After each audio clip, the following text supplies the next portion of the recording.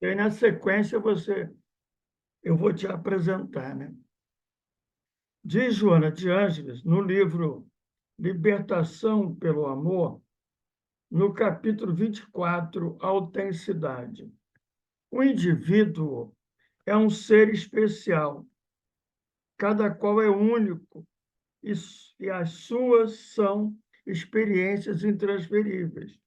Por isso, necessita autovalorizar-se dentro das medidas exatas da sua realidade, evitando-se a exaltação, mas também a subestima. Nesse processo de identificação da sua autenticidade, é justo descobrir e aceitar que o seu lado escuro, desconhecido, existe e deve ser desvelado de forma que possa modificar-se para claro e formoso. O fato de escamoteá-lo, de maneira alguma, impede que ele permaneça gerando, não poucas vezes, situações embaraçosas, perturbadoras. Há em todas as naturezas humanas o anjo e o demônio, na conceituação da dualidade do bem e do mal, como resultado das heranças do primitivismo, o demônio, o mal, com a sublime presença da destinação libertadora, o anjo, o bem. Trabalhar o lado negativo a fim de exaltar o edificante, a tarefa da reencarnação. Por isso, Patrícia, a gente acha que uma chave é a autoestima, como ela está dizendo aí. O que é autoestima? O que é autoestima baixa? O que é uma autoestima frágil, alta, equilibrada, né? Quando eu encontrei esse texto desse pesquisador, psiquiatra do Rio Grande do Sul, eu achei que era oportuno. E a gente aqui agora vai contar, a partir de agora, com a reflexão da Patrícia. Patrícia, já passando para você, se apresente, por favor, que é uma alegria ter você aqui nessa manhã. Caetana, eu vou pedir a você que a prece final hoje você faça. Nós também usamos a prece para cuidar de nós, né? No Livro dos Espíritos, a prece é colocada como uma ferramenta também para a nossa própria melhoria, para a nossa saúde física e emocional. Patrícia, obrigado por estar com você. E eu que agradeço, professor Edivaldo. Bom dia a todos e Deus nos abençoe, né, em mais um dia de trabalho. Bom, eu sou a Patrícia, sou aqui de Magé, uma cidade que fica no final da Baixada Fluminense, um pouquinho antes da subida para a Serra, né, aqui na região de Guapimirim. E desde os 18 anos estou no trabalho no movimento espírita. E nesse mesmo período, eu saindo do ensino médio, cursei o serviço social. Mas não trabalho com serviço social, nunca trabalhei com serviço social. Eu fui na faculdade de serviço social, que eu amo, que eu adorei e adorava, pelas optativas, pelas outras disciplinas, eu fiz também, fiz em vários cursos e fiz na pedagogia. E me encantei pela educação. E trabalhei com educação infantil. Trabalhei, fui descendo, né? Comecei com os adultos, EJA, ensino médio, segundo segmento, primeiro segmento, e por último a educação infantil, e fiquei nesses últimos 15 anos na educação infantil. E nesse período na educação infantil, os pais me buscavam não apenas para tratar de questões das disciplinas em si, das dificuldades de aprendizagem, das questões de sala de aula, na ligação escola-casa, mas também sobre as questões comportamentais e emocionais de seus filhos e deles próprios. E eu ia ouvindo e fui percebendo que eu estava ali e gostava da escola não apenas como um processo local instrutivo, o que tem que ser, mas também como esse espaço, uma rede, né? Ser uma rede de apoio, escutar, não é um cabo de guerra em quem tem mais razão. Tem um sujeito ali inserido, que independente da idade está se desenvolvendo, e como ele pode ser visto. tem uma família que tem as suas demandas, tem a escola, com todos os atores daquele território, daquele espaço, que também tem suas demandas, e como que a gente pode se conectar para desenvolver uma melhor convivência. E fui percebendo que à medida que eu trabalhava, porque eu trabalhava muito trabalho, a disciplina, a questão da ordem, a questão da execução, ocupar a sua posição. O que você veio fazer, descobre e faz. Mas também o sentimento, o afeto. E quanto mais eu, numa época em que isso era pouco falado, né, afeto na escola. E quanto mais eu trabalhava assim, seguindo autores, né, isso não é meu, mais aquela aprendizagem se dava melhor. A relação entre os alunos, deles conosco, deles com as famílias, das famílias com eles. Aí eu fui me inclinando a estudar sobre isso, sobre as emoções. E aí cursei a psicanálise, venho cursando, porque não tem fim, né? E trabalho já há 2 anos com psicanálise. Não estou mais na escola, fui desmamando aos poucos, porque eu amo o trabalho na escola, mas fui desmamando aos poucos, saí ano passado e trabalho atualmente somente com a psicanálise. E continuo no movimento espírita, né? E essa questão da autoestima é um ponto sempre é, estudado nas psicoterapias e nas análises, né? É, talvez pela abordagem, não com esse nome, mas com esse objetivo. E aí, estudando o texto que o professor passou, né, do psiquiatra Diogo Lara, ele coloca esses 4 tipos de autoestima, a baixa, a alta, a frágil e a equilibrada, e como foi, claro, perceber como a gente oscila, permanecendo numa aqui que ele coloca que é por mais tempo, né, em que a gente se encontra, e aquela que a gente deve alcançar para benefício nosso, benefício daqueles que convivem conosco. A baixa, né, que é aquela pessoa que tem pouco valor de si, não se sente capaz, acha que tudo é pelo acaso ou pelas injunções da vida, e ela vai acabando caminhando para a impotência, para a tristeza. Essa é a baixa autoestima. E que a gente vai oscilando, muitas vezes, até por determinada circunstância, a gente se encontra nesse espaço. A alta, em que você já é o outro extremo, você se sente superior, mas é um superior que é superior a todos, e nem, não em relação às suas conquistas e falta, ou no caminho das conquistas, né, mas em relação ao outro, se coloca acima do bem e do mal, acha que possui mais direitos do que os outros, e são os comportamentos narcísicos que a gente vê. Ora, vez ou outra, a gente se encontra nesse também, mas ele coloca aqui onde a gente mais está é na frágil, na autoestima frágil. Uma sensibilidade emocional a críticas, rejeição e indiferenças. Então, nós vemos e percebemos, e sobretudo nos últimos tempos, como nós estamos como se fôssemos um fio desencapado, em que qualquer coisa nos irrita e a gente retorna sem reflexão com uma reação tanto quanto ou mais extrema do que aquela que a gente recebeu. De tão sensível que a gente se encontra, né? É uma autoproteção, uma super proteção que a gente se coloca e que a gente acaba nem se protegendo, mas atacando. É uma necessidade também de agradar, porque esse self está em desequilíbrio, e a gente cria uma imagem que não corresponde à nossa realidade. A gente vai vivendo uma vida, independente do espaço em que a gente ocupa, mais tocado pelo que tem que ser, pelo que a gente deve ser, do que pelo que a gente consegue. Mesmo que construa um futuro do que eu gostaria, do que seja, talvez fosse melhor de eu desempenhar, mas eu fico focado naquilo que eu não consigo, e como não consigo, não tento, não observo porque não me conheço, crio uma imagem consciente ou inconsciente daquilo que sou para os outros, né? E o Diogo coloca que a ideal, a saudável, a autoestima saudável é a equilibrada, porque é aquela que se percebe, se conhece. Então, sabe daquilo que já conseguiu conquistar sobre si, daquilo que ainda precisa desenvolver a respeito dos defeitos. Então, as sombras, as ilusões, as dificuldades existem e estão ali, são minhas, estão comigo, são do espaço, são do outro, e como lidar, como trabalhar. para que eu consiga ter uma boa relação comigo, uma boa relação com os outros. E aí isso foi me trazendo para esse meu espaço de trabalho.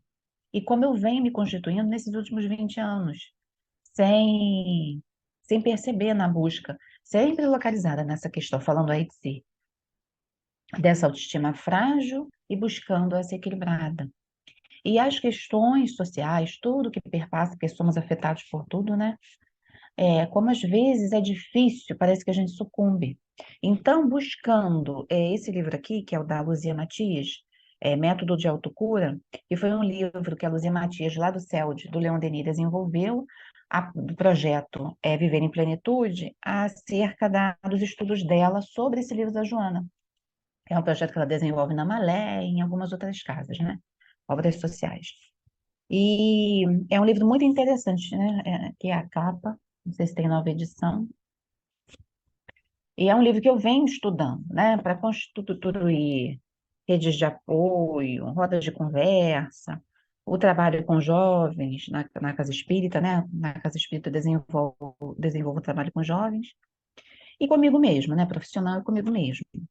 E aí, nesse sentido, ela coloca, Joana, a Luzia Matias, a respeito das reflexões da Joana, coloca que nós nos aprisionamos nesses pensamentos autotorturantes, e nos sentimentos de que nós não somos capazes. As nossas sombras, as nossas dores, a gente foca demais naquilo que a gente ainda não possui, de bom, de qualitativo, né? De singular, para que a gente se desenvolva, para que a gente cresça. E aí não percebemos a ajuda exterior.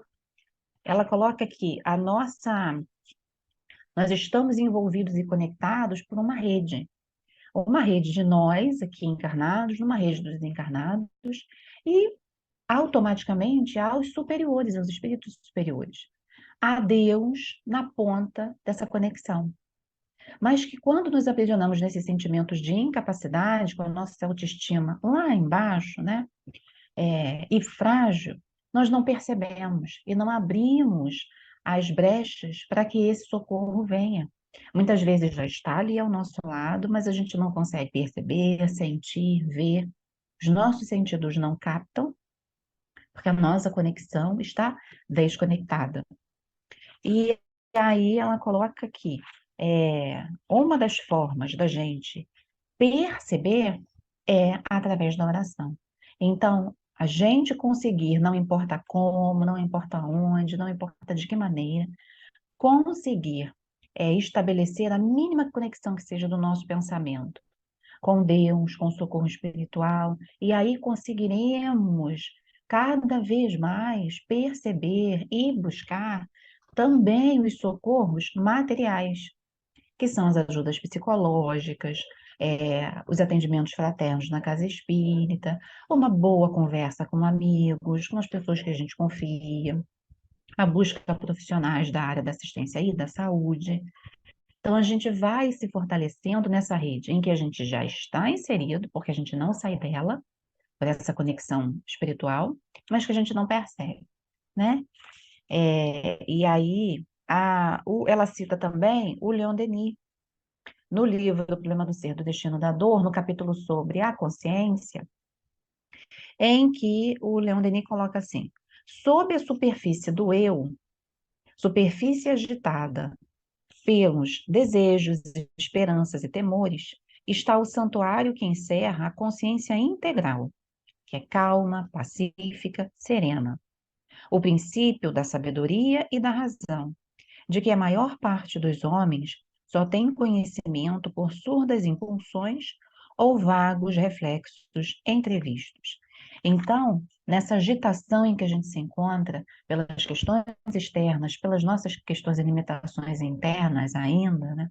E de fora também ainda, sobre essa superfície turva, agitada, perturbadora, tem alguém lá embaixo pronto para se fortalecer, pronto para receber a percepção dessa ajuda, desse socorro, desse desenvolver, desse florescimento humano, que a partir dessas crises, dessas perturbações, está ali pronto para se aflorar. E que o grande ajudador disso é Deus nosso Pai, é a prece, a nossa conexão com aquilo que é bom e que nos eleva, né?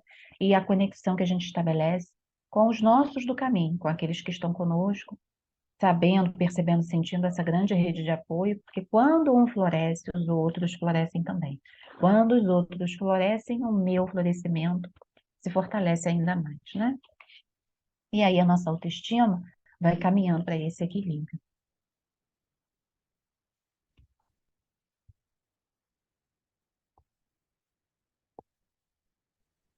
A sua contribuição foi muito valiosa. Como o nosso tempo é breve, o objetivo é esse mesmo, a reflexão, eu quero associar a fala da Patrícia. No momento, ela falou daqueles que estão à volta de nós, que Paulo chamava da nuvem, né? E que o livro dos Espíritos diz que os Espíritos nos influenciam mais do que nós imaginamos.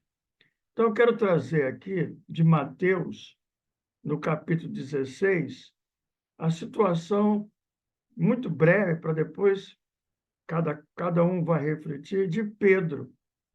Pedro foi escolhido, Jesus chegou até ele, entre vários pescadores, identificou Pedro como uma liderança entre os pescadores, chamou para compor o colégio apostólico. E Jesus convive com ele com Jesus, na casa de Pedro, com os outros discípulos. E em Mateus 16, há um momento que Jesus pergunta aos seus discípulos quem ele, Jesus, era. Pedro é o primeiro a responder, ele é muito rápido, ele é impulsivo, impetuoso. Diz assim: Tu és o Cristo, Filho de Deus. Jesus, então, responde: Olha, não foi nem o sangue, nem a carne que te revelou, mas foi o Espírito Santo que está em ti. Quer dizer, Jesus está apontando a mediunidade de Pedro, a influência que Pedro tem uma capacidade medianímica de contato com o mundo espiritual. Aí diz que sobre essa pedra, que não é Pedro, mas a mediunidade de Pedro, que se ergueria o cristianismo primitivo, né? Emmanuel diz que o profetismo é a alma do cristianismo, tanto quanto a doutrina espírita se assenta nessa pedra. Pois bem, o curioso é que não demora muito, no decorrer dos fatos, adiante, Jesus comenta com os discípulos o que ele tem que fazer, para onde ele tem que ir, e ele diz assim: Vou para Jerusalém e sofrer muitas coisas dos anciãos, dos principais sacerdotes, dos escribas, ser morto e ressuscitado no terceiro dia. De novo, Pedro, impulsivo, chama Jesus à parte e dá-lhe uma bronca, o reprova, né? Tem compaixão de ti mesmo, de modo algum te acontecerá. Mas Jesus, voltando-se, diz a Pedro: Arreda, Satanás, tu és para mim pedra de tropeço, porque não cogita das coisas de Deus e sim das do homem. Quem é Pedro, afinal? É pedra de tropeço ou pedra de edificação? É o que está no texto da Joana, essa posição dualista que o trabalhador tem. Pedro era um trabalhador, Jesus o recebe assim, lida com ele assim, aí fazendo uma relação com o que Patrícia disse, qual era a autoestima de Pedro nesse momento? Provavelmente não era uma autoestima equilibrada, né, Patrícia? Poderia ser frágil, poderia até ser uma autoestima baixa ou alta, mas equilibrada não era, não é? Enfim, então ele começa, e aí Pedro prossegue, vai tocando com Jesus o tempo todo. Ele é um trabalhador, sim, como você é, como eu, como a Silva, como a Carla, a Caetana, como todos, né? Mas com essas, como você bem disse, esses altos e baixos em relação a si mesmo, não é em relação aos outros. O que está fora de nós tem muito a ver com o que está dentro de nós o tempo todo. Ele vai assim, depois ele para defender Jesus, arranca a orelha de um soldado. Olha aí, ele depois ele nega Jesus, mas em João, quando Jesus volta da morte para a vida, ele, ele é, Jesus conversa com ele e é um diálogo lindo que fala exatamente do amor. Tu me amas, Pedro. E ele ainda está indeciso, porque aí é um crescimento, a meu juízo, porque ele percebe que ele cresceu, sim, mas ele ainda não é capaz de amar como Jesus está perguntando a ele, de maneira incondicional. Por isso ele fica em dúvida, porque ele já é sincero, ele já se conhece um pouco mais. Se ele diz que ama Jesus, ele sabe que é um compromisso e sabe que tem que ser coerente, como diz a Joana no texto, tem que ter essa congruência de que ainda não é capaz de amar como Jesus ama, amava e queria que ele amasse. Então, eu acho muito interessante a gente trazer isso para a gente pensar no trabalhador que nós somos. Jesus nos chamou como chamou a Pedro. Nós estamos no movimento espírita na condição de trabalhadores. Como Pedro, ele vive nesse altos e baixos. Você também, Patrícia, chamou atenção para um ponto que é muito relevante, eu acho. Você, como psicóloga, como terapeuta, como psicanalista, olhando, mas tem que olhar a sociedade. Nós estamos num momento muito delicado para todos nós, de muita influência externa, que induz a esses altos e baixos, né? Uma sociedade competitiva, complicada, difícil, enfim. E a gente precisa se cuidar. E aí você chamou atenção para, entre outras coisas, a prece. Temos que usar essa ferramenta é, como ferramenta de autoconhecimento, de melhoria, para a gente enfrentar o dia a dia. Bom, dito isso, nós vamos encerrar. Muito grato. Eu acho que é, foi muito importante esse momento aqui. É para ser breve. Ele, ele foi gravado. Vou colocar à disposição do grupo de formadores para que, sendo breve, voltem a ouvir, a pensar isso. E a outra coisa, Patrícia, eu estou, no momento, eu vou usar a expressão eu, assim, né? Olhando para as pessoas e agradecido pelas oportunidades de conhecer pessoas. Você eu conheci pessoalmente, fiquei encantado com com a sua capacidade de trabalho, com a sua forma de organização numa casa espírita tão querida, tão importante no movimento espírita da Baixada Fluminense. Por isso, você está conosco hoje, eu vejo como você contribui, não é? Assim como eu sei que a Silvana contribui, como a Carla contribui, como a Caetana contribui. No dia 23, às 19h30, nós teremos mais um encontro mensal da formação de trabalhadores, juntando dois centros, um aí de Magé, o cultivador do Evangelho, na pessoa do André, a diretora dessa área, a coordenadora Benilde, entregou a ele a tarefa do dia 23, e o companheiro Maurício, do Caminheiros, do Caminhamos com Jesus, lá Duque de Caxias. Vamos fazer um trabalho sobre roda de conversa, você citou aí. Como usar a roda de conversa, como fazer. Agora, tudo isso exige de nós, dos trabalhadores, nesses altos e baixos, que a gente caminhe na direção da autoestima equilibrada. E você deu dicas aí muito importantes. Obrigado, que tenhamos todos um bom dia. Caetana, vamos orar. Essa prece, que é uma ferramenta, vamos orar pelos trabalhadores, vamos orar pela Silvana, pela Carla, pela Patrícia, por mim, por você própria. Vamos orar por aqueles trabalhadores que se acham em momentos delicados de saúde, trabalhadores do bem, é o caso da nossa querida Vânia, lá de Niterói, e tantos outros que a gente pode envolver nesse clima de carinho, de ternura.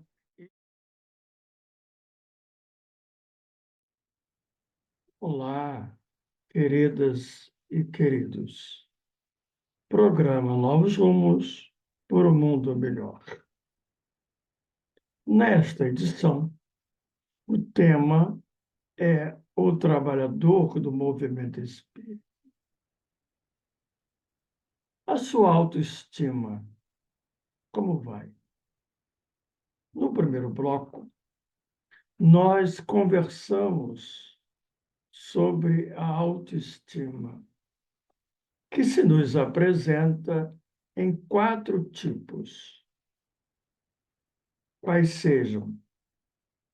A autoestima baixa ou alta, a frágil e a equilibrada. Claro que aqueles que estão na posição de baixa autoestima, isso tem a ver com emoções, como nos demais casos, só que na baixa autoestima, com o sentimento de menos-valia, há uma certa depressão, uma melancolia, tristeza, medo, insegurança. E, na autoestima, arrogância, prepotência, orgulho, raiva. Na frágil, há um louco-fusco de emoções, um carrossel.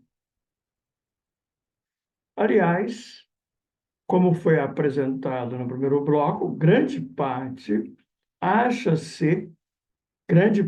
de nós acha-se na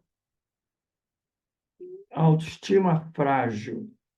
E é curioso que é uma autoestima sujeito ao outro. Por isso, altos e baixos.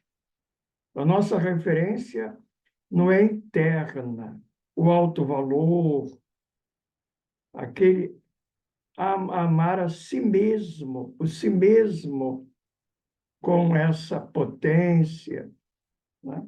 E aí ficamos à mercê das opiniões alheias, do que é dito, não dito, do que está hoje sendo viralizado.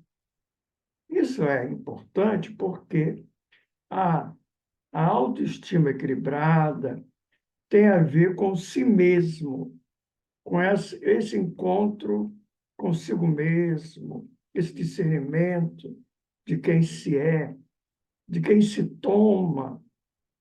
Claro que houve opiniões, mas é autocentrado, num bom sentido da expressão. Tem um centro interno, é a partir dele que ele se move, ele não está sujeito ao exterior, aos eventos circunstanciais.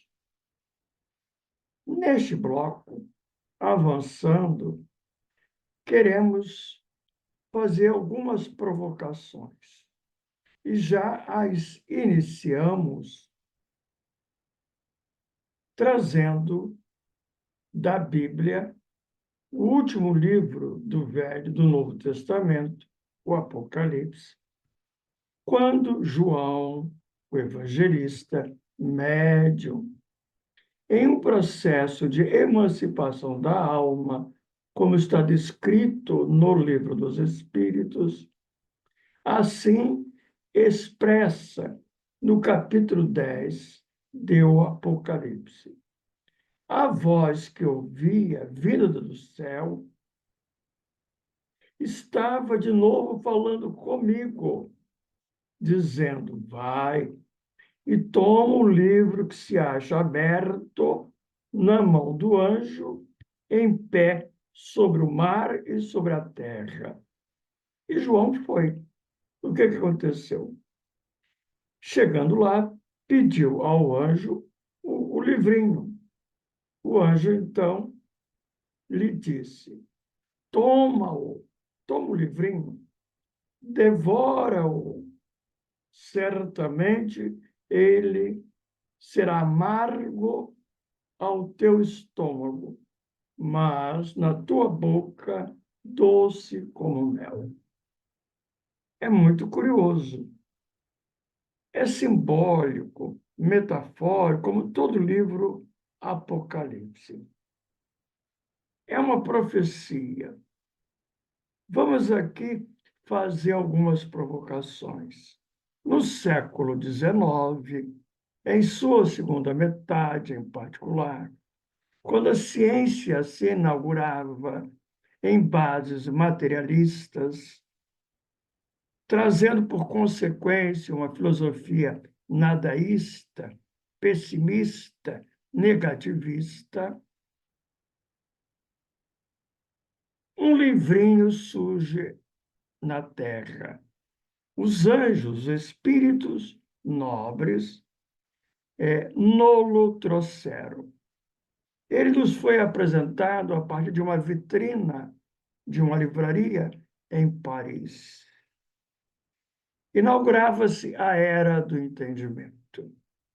O livrinho era o Livro dos Espíritos, o primeiro, que na sequência tivemos o Livro dos Médiuns, o Evangelho, Céu e Inferno, a Gênese, o que se chama os livros da doutrina espírita, sendo complementado com outros, inclusive a Revista Espírita. Veio do céu, pelas vozes e mãos dos anjos, espíritos nobres.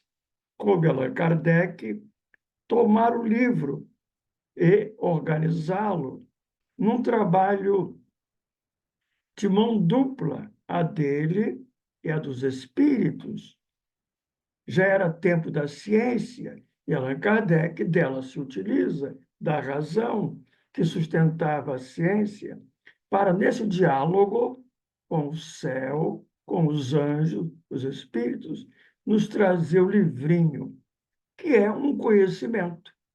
Na expressão de Manuel Soriano, é, é um conhecimento que é uma enciclopédia, da qual conhecemos apenas o ABC. Não de todo. A humanidade entrou na era do entendimento, diz Emmanuel, mas nem todos nós, nesta era, entramos. E os espíritas somos chamados a pensar no que João está colocando no capítulo 10. Você tem tomado o livrinho e devorado, comido o livrinho, ou não? Companheiros do movimento espírita, estudiosos como Álvaro Crispino, certa feita escreveu no Reformador que nós somos adoradores da palavra. Que é isso? Nós ficamos na casca do conhecimento, aprisionados às letras, elas nos satisfazem. É como se adorar a palavra reencarnação tudo resolvesse. Muito semelhante ao reducionismo que encontramos no protestantismo, na reforma após Lutero. Adoradores da palavra. Claro que está escrito de que quem crê na palavra se salva, mas isso precisa ser aprofundado, que não é o caso aqui. Veja, então, nós temos devorado o livrinho, voltando ao Álvaro Crispino. De regra geral, as nossas propostas metodológicas de estudo da doutrina espírita, como Allan Kardec propõe estudo, têm permanecido em dois aspectos, quando deveriam ser três. Vamos lá. Nós somos descritivos e prescritivos nos estudos. Nós apresentamos a reencarnação, explicamos racionalmente, e consequência é prescrever. Use a reencarnação. E ponto. Mas não há uma relação desse conceito, além de prescritivo, além de descritivo e prescritivo, nas relações do cotidiano. O que significa a reencarnação no meu cotidiano? E aí, falta-nos, portanto, avançar no processo reflexivo. É claro que aqui e acolá tem havido experiências, e de uns tempos ao dia de hoje, inclusive num material muito interessante sobre documento de orientação ao estudo publicado pela Federação Espírita Brasileira, há uma proposta chamada mediação dialógica, que vai ao encontro do que Kardec propôs no Livro dos Médiuns, capítulo O Método. Não é só da tribuna, ela não é suficiente. Ali a gente apresenta, descreve, prescreve, mas é preciso espaços de reflexão. Claro que já há os grupos de estudo, mas o quanto estes têm, de fato, levado nessa direção. Lembrando o que Jesus disse: conhecereis a verdade e a verdade vos libertará. Isso remete ao método socrático. Para Sócrates, conhecimento é o vivido, aplicado. Não é o conhecimento só descritivo e prescritivo. Eu conheço quando vivo. Quando não vivo aquele conceito, eu não o conheço. Eu posso dele falar, posso até fazer palestra, mas se eu não vivo, se esse conceito não está mediando as minhas relações, vamos lá. O que seria isso? Desde Sócrates e a doutrina espírita tem uma base socrática, diz Kardec, propõe o conhece a ti mesmo. Essa reflexão está na questão 919 do Livro dos Espíritos. Isto mereceu de André Luiz, no livro Opinião Espírita, primeiro capítulo, uma, uma página profunda. Vamos ler juntos e você vai comigo reflexionar. Vamos lá. Diz ele: o dever do espírita cristão, seu dever e o meu, é tornar-se progressivamente melhor. Portanto, a doutrina espírita é uma doutrina de aperfeiçoamento continuado. Útil, assim, verificar de quando em quando, com rigoroso exame pessoal, a nossa verdadeira situação íntima. Quer dizer, olhar para dentro. Tá? Espírita que não progride, observe, durante 3 anos sucessivos, permanece estacionário. Vamos lá. Aí ele vai dando alguns testes, né? Alguns indicadores. Testa a própria paciência. Você, eu, estamos mais calmo, mais afável e compreensivo? Inquire tuas relações na experiência doméstica. Conquistaste mais alto clima de paz dentro de casa? Investiga as atividades que te competem na casa espírita. Colaboras com mais euforia na seara do Senhor ou estamos sentados na confortável poltrona da ociosidade? Observa-te nas manifestações perante os amigos. O Evangelho, que dizemos conhecer, estudar, descritivamente, prescritivamente, está vivo no nosso cotidiano, em nossas atitudes? Reflete em tua capacidade de sacrifício? Notas em ti mesmo mais ampla disposição de servir voluntariamente? Pesquisa o próprio desapego? Andas um pouco mais livre do anseio de influência e de posses terrestres? Usa mais intensamente os pronomes nós, nosso e nossa, e menos determinativos, meu e minha, teus instantes de tristeza ou de cólera surda, às vezes tão conhecidos somente por ti, estão presentemente mais raros.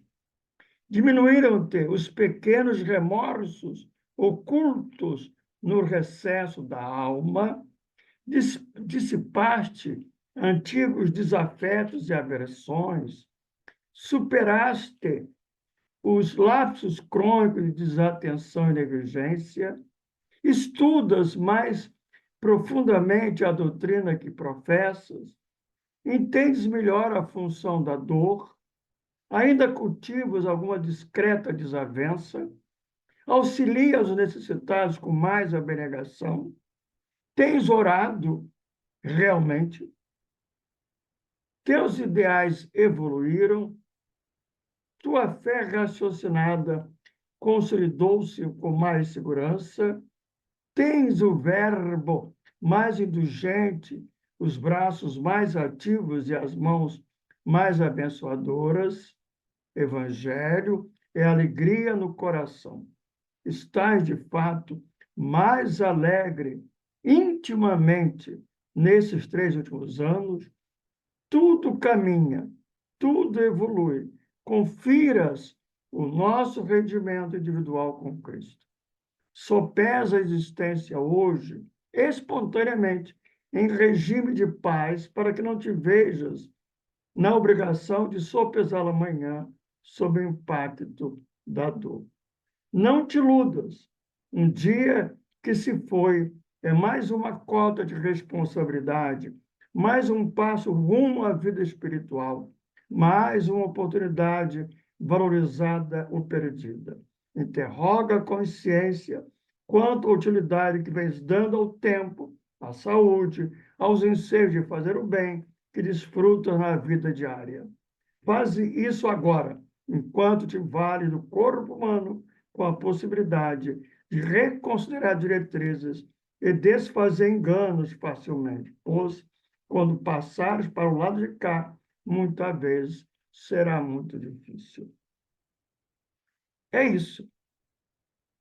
Prosseguindo as conclusões, o jornal o Globo, de sexta-feira última, dia 23 de agosto, trouxe uma entrevista com o geneticista Mariano Salles. E ele diz assim: os genes não são donos do nosso destino. É a chamada hipergenética. E como é que a gente pode agir? E ele vai falando o seguinte: podemos influenciar nossos genes, nos reinventar, mesmo depois dos 60 anos.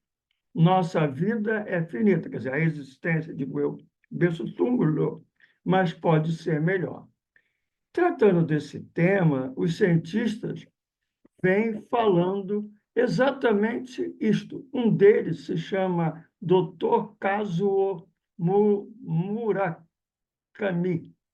Ele afirma que a felicidade, a alegria, a gratidão e a oração podem levar à ativação dos genes benéficos que promovem a homeostase.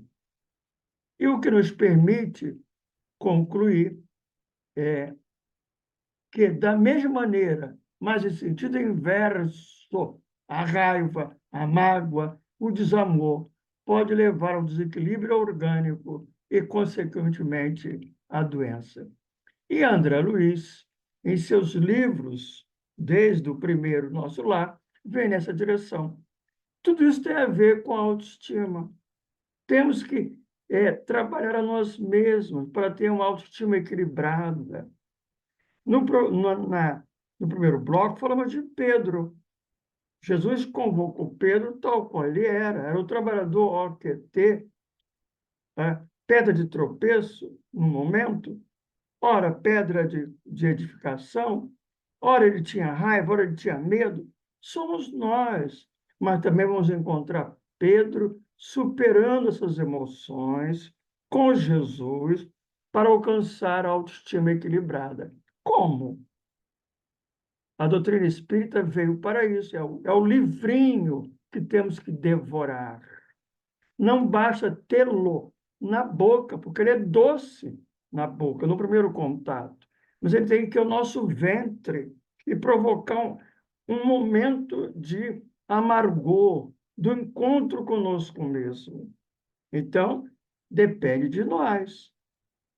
Precisamos dar esse passo, não negar as emoções. Pedro não conhecia isso suficientemente, nem havia psicologia que pudesse ajudá-lo a se entender. Primeiro, aceitar as emoções. Você aceita que tem raiva? Ah, mas eu sou um orador espírita, eu sou um passista. Como? Admita.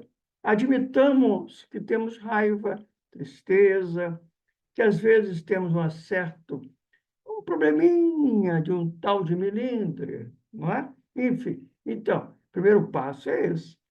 E entender a própria vulnerabilidade, ter ternura com os próprios erros e aprender a lidar com o tempo, com a madureza, fazendo isto que o André está propondo, com mais frequência, olhar para nós mesmos e ir num processo de transformação, para sair, provavelmente, da situação em que se encontra a maioria, que é a tal autoestima frágil. Ao sabor do vento. Alguém diz uma coisa, outra fala. A gente vive com o comportamento, com os nossos pensamentos, ditado pelos outros, com respostas padrão. E quase sempre rotulando o outro, colocando no outro aquilo que é nosso. Então, está na hora de rever, de repensar isso, né? Então, vamos lá, vamos trabalhar a nossa autoestima. Primeiro, admitindo isso, nós não temos que tê-la pronta no patamar do equilíbrio desejável de pronto. Isso não nos impede de sair da poltrona da ociosidade. Mas à medida que vamos trabalhando, vamos ser coerentes, vamos olhar para nós. Veja, vou repetir, o nosso genes não nos determina o destino, né? Por isso que na questão 920 está dito, seja feliz quanto seja possível na terra, né? Trabalhemos por isso. É importante ser trabalhador espírita, sim, mas ser trabalhador no chororô, na tristeza, na reclamação, transferindo por outro o que é nosso, colocando no prefeito a culpa dos nossos problemas, no presidente, nisso, naquilo outro, e nós nessa questão. Claro que as circunstâncias interferem, estamos num momento muito delicado, de pressões muito fortes, não se nega isso. É um modelo de sociedade consumista, hedonista, mas, por isso mesmo, temos que aprender a lidar com tudo isso, trabalhando a nossa autoestima. Aqui vamos encerrando mais uma edição do programa Novos Rumos por um Mundo Melhor. Até daqui a 15 dias, sinta-se abraçado, querido, e abraçada, querida, que tem estado conosco na construção desse programa Novos Rumos para um Mundo Melhor.